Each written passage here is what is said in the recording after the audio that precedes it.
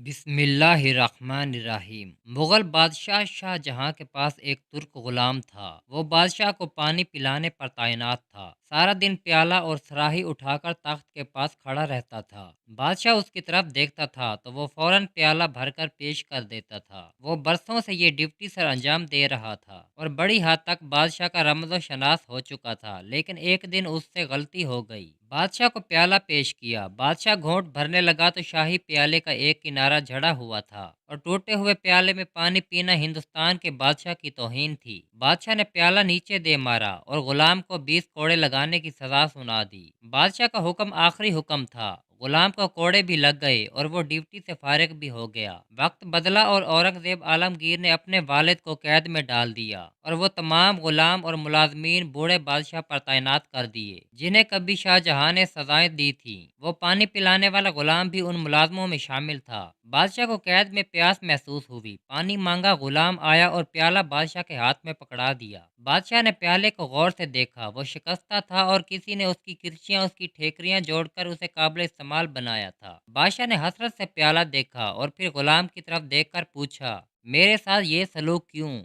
गुलाम ने मुस्कुराकर अर्ज किया, हजूर, ये वक्त का सलूक है। ये वही प्याला है जिसका एक कोना भरने पर आपने उसमें पानी पीने से इनकार कर दिया था और उसे जमीन पर मार कर तोड़ दिया था। मैंने इस टूटे हुए प्याले की किरचियां उठा ली थीं। मैंने इन्हें जोड़ा और इस घड़ी का इंतजार करने लगा जब आपको वक्त इस प्याले में पीने पर मजबूर करेगा। और बादशाह सलामत वो वक्त आ गया। शाहजहां की आंखों में आंसू आ गए। ये आंसू अगर ना भी आते तो भी बादशाह ने बाकी जिंदगी पानी इसी टूटे हुए प्याले में पीना था। क्यों? क्योंकि ये दुनिया एक वादी है और इस वादी में हर शख्स को अपनी अना, अपने तकब्बुर और अपनी हमाकतों की बाज़गश्त बहरहाल सुनना पड़ती है। सामिन कराम, अगर वाक़या अच्छा लगा हो तो वीडियो को लाइक करें और ऐसी मज़ीद इस्लामिक वीडियोज़ के लिए हमारे चैनल को सब्सक्राइब करें।